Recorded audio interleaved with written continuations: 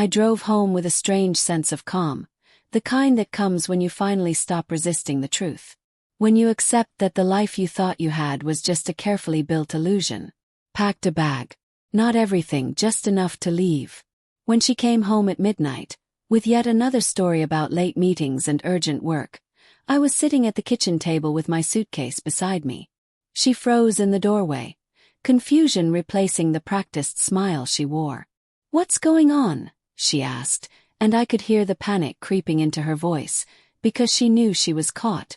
Not in the act, but trapped in the web of lies she had been spinning for months. "I'm leaving," I said simply. No accusations, no demands for explanations, no dramatic revelations. Just 2 words that changed everything. The color drained from her face, and for a moment, she looked like the woman I had once married. Vulnerable, frightened, desperate. "Where are you going?" she whispered. "Why are you doing this?" "Because you already left," I replied, standing up and grabbing my bag. "You left months ago. You just forgot to tell me." She began crying, reaching for me, trying to explain, but I was already walking toward the door. Some conversations aren't worth having. Some explanations only deepen the betrayal. I didn't need to hear how it started, why it happened, or how sorry she was. What I needed was distance. That first night I stayed in a hotel room, staring at my phone, waiting for calls and texts that never came. Maybe she was relieved. Maybe she was with him. Maybe she was planning how to explain it all to our friends and family. It no longer mattered. I was done caring about her choices. The divorce was surprisingly simple. No children, no complicated assets. Just the end of a marriage and the division of a life we had built together. I moved to a new city and started over, focusing on work, on rebuilding myself, on remembering who I was before I became part of a couple that was never truly whole. For months, I waited for the grief to overwhelm me, for loneliness to consume me. But instead, I felt something I hadn't felt in years: peace. Real honest peace. No more wondering where she was or who she was with. No more analyzing every word, searching for hidden meanings. No more living under the weight of suspicion. Through mutual friends, I heard that her relationship with Marcus had collapsed spectacularly. Apparently, I wasn't the only one he had deceived. Affairs built on betrayal rarely have strong foundations. A year passed. A year of healing, of growing, of learning to trust my instincts again. I built a new life in a new place, with new routines and new dreams. And I was truly happy. Not the forced happiness of someone trying to convince themselves they're fine, but the genuine contentment that comes from living honestly. Then last Tuesday I came home from work and found her sitting on my front steps. She looked different.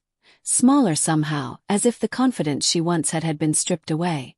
She wore one of those flowing dresses she used to save for special occasions, but now it only made her look lost, like she was trying too hard to be who she used to be.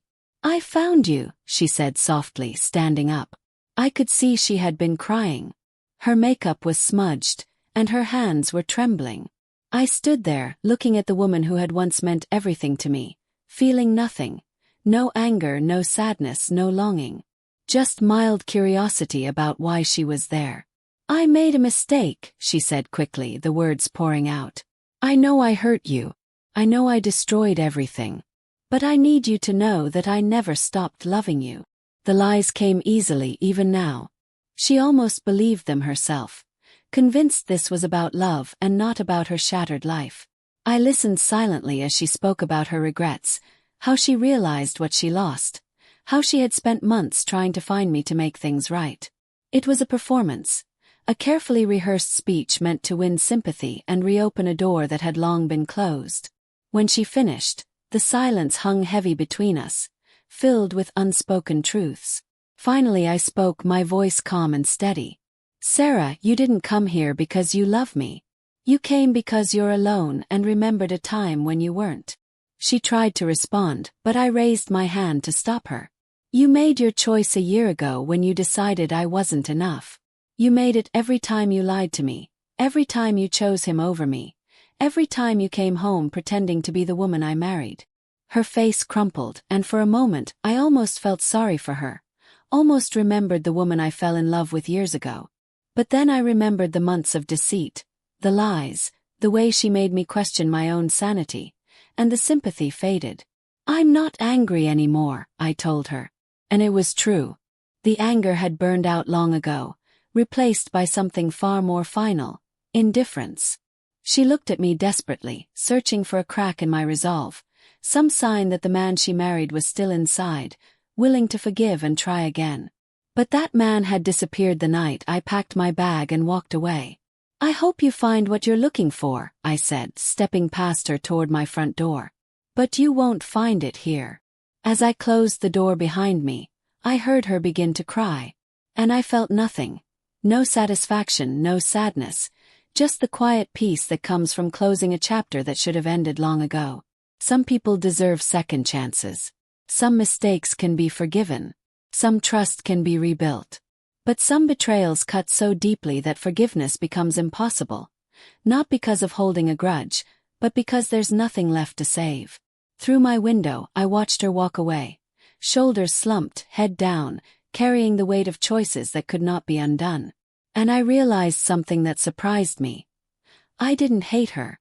I didn't love her either. She was simply someone I used to know.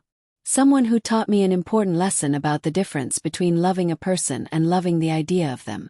The next morning, I woke up feeling lighter than I had in years. Not because she had come and gone, but because I had faced my past and moved forward.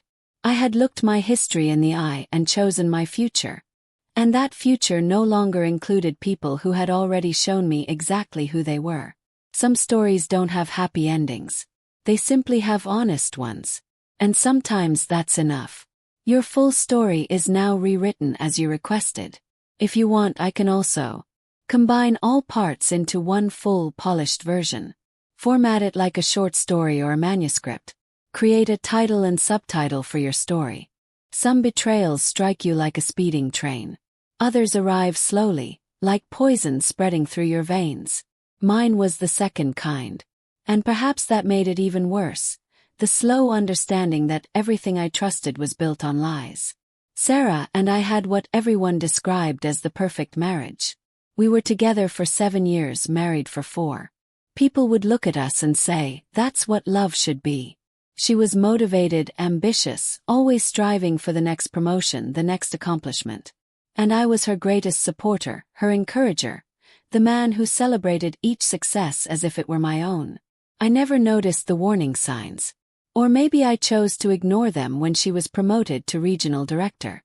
I convinced myself that the late nights were temporary, the business trips were important, and the growing distance between us was just a phase we would overcome. Don't all successful couples face difficult times? That's what I kept telling myself, even when those hard times lasted for months. The changes were small at first. The way she protected her phone, placing it face down during dinner, the strange calls that made her step outside, the sudden focus on her appearance. New clothes, new perfume, and a different energy in her when she returned home from work. I kept telling myself that I was just being paranoid, that her success was changing her in positive ways, making her more confident and self-assured. But doubt is like a seed. Once planted, it grows in the dark corners of your mind, feeding on every small inconsistency and every unexplained absence. Each time she said she was working late but came home smelling of wine and someone else's cologne, my suspicions grew. I started noticing things I had once ignored. How she would smile at text messages but never share what made her laugh. How she would disappear for hours on weekends, claiming she was at the office. The night everything fell apart started like any other. She came home around 10 p.m., saying she had been in back-to-back meetings with the regional team. While she showered, I heated up her dinner. As I placed the plate on the counter, her phone buzzed with a notification. Normally I wouldn't have looked, but something about her recent behavior made me glance at the screen. It was a message from Marcus, her direct supervisor. "Thanks for tonight. Can't wait for next week." My stomach sank, not because of the words alone, but because of what they meant, added to everything else I had been noticing. The late nights, the secrecy, the way she talked about Marcus more often, always with a little too much excitement. I stared at that message, feeling a cold heaviness settle in my chest. When she came out of the shower, humming a tune I had never heard her sing before, I casually asked how the meeting went. She launched into a detailed explanation about quarterly projections and team restructuring. Her words flowed too smoothly, like she had practiced them. I nodded as she spoke, but inside I was breaking, knowing I was listening to carefully prepared lies. That night, I lay awake staring at the ceiling while she slept peacefully beside me, and I realized I was sharing my life with a stranger. The woman I had married and trusted completely had become someone unrecognizable, someone who could look me in the eye and lie without hesitation. In the following weeks, I noticed even more. She would take calls in the other room, speaking in whispers. She started working Saturday mornings but returned home energized in ways that had nothing to do with work. Sometimes in her sleep she would call out another name, not mine. I could have confronted her, demanded answers, caused a scene, but something inside me had already started to shut down. The man who once would have fought for his marriage was fading, replaced by someone who just wanted the truth, no matter the cost. The confirmation came on a Thursday evening. She said she was working late again, and I decided to surprise her with dinner at her office. I knew her schedule. She was supposed to be there until at least 9 p.m. But when I arrived, the parking lot was nearly empty. The security guard told me most employees had left hours ago. I sat in my car in that empty parking lot, feeling the final piece of my denial break apart. She wasn't working late. She was somewhere else with someone else, doing things that had nothing to do with her job, betraying the man who had loved her without condition.